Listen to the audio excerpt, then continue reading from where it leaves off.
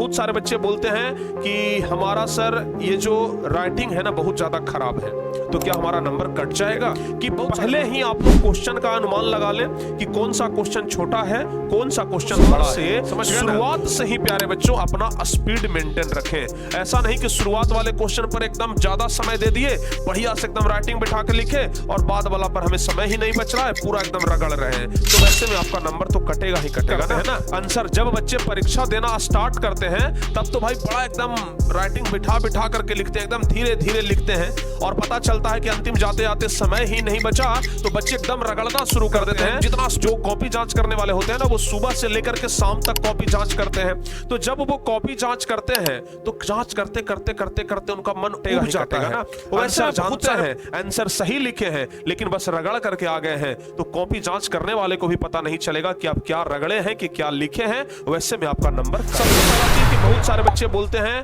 कि हमारा सर ये जो राइटिंग है ना बहुत ज्यादा खराब है, तो क्या हमारा नंबर कट जाएगा?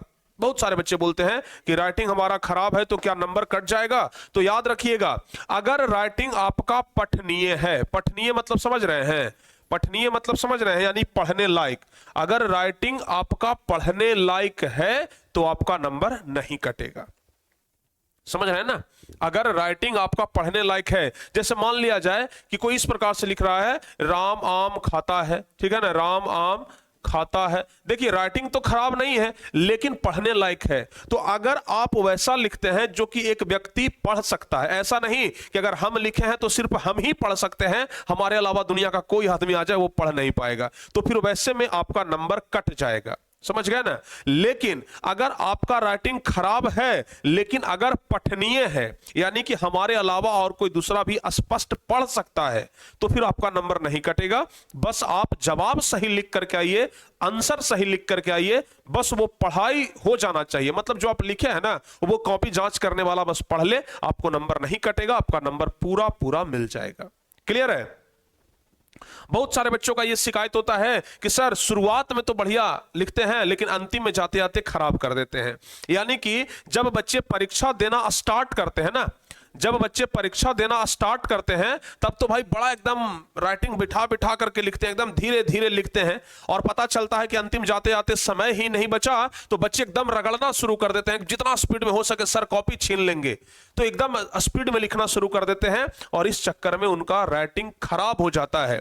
तो वैसे बच्चों के लिए एक टिप्स है कि पहले ही आप लोग क्वेश्चन का अनुमान लगा लें कि कौन सा क्वेश्चन छोटा है, कौन सा क्वेश्चन बड़ा है, समझ गए ना, और हमें कितना टाइम लग सकता है, और उस अनुसार से शुरुआत से ही प्यारे बच्चों अपना स्पीड मेंटेन रखें। ऐसा नहीं कि शुरुआत वाले क्वेश्चन पर एकदम ज्यादा समय दे दिए, बढ़िया से एकदम राइटिंग बिठा के लिखे और बाद वाला पर हमें समय ही नहीं बच रहा है, पूरा एकदम रगड़ रहे हैं, तो वैसे में आपका नंबर तो कटेगा ही कटेगा ना।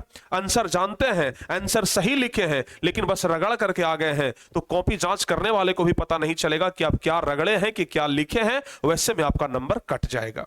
तो यहां पर आपको इस बात का खास ख्याल रखना है। उसके अलावा बहुत सारे बच्चे क्या करते हैं जो हम आपको बताते हैं, नंबर कटने का एक दूसरा कारण भी हो सकता है कि जो कॉपी जांच करने वाला होता है बाबू, उसको सुबह से लेकर के शाम तक कॉपी जांच करना होता है, ठीक है ना। आप कॉपी तो लिख करके आ गए लेकिन अब कॉपी जांच करना है टीचर को, समझ गए ना। तो आप सुबह से लेकर के शाम तक, सुबह से लेकर के शाम तक क्या करते हैं, जो कॉपी जांच करने वाले होते हैं ना वो सुबह से लेकर के शाम तक कॉपी जांच करते हैं। तो जब वो कॉपी जांच करते हैं तो जांच करते करते करते करते उनका मन उब जाता है।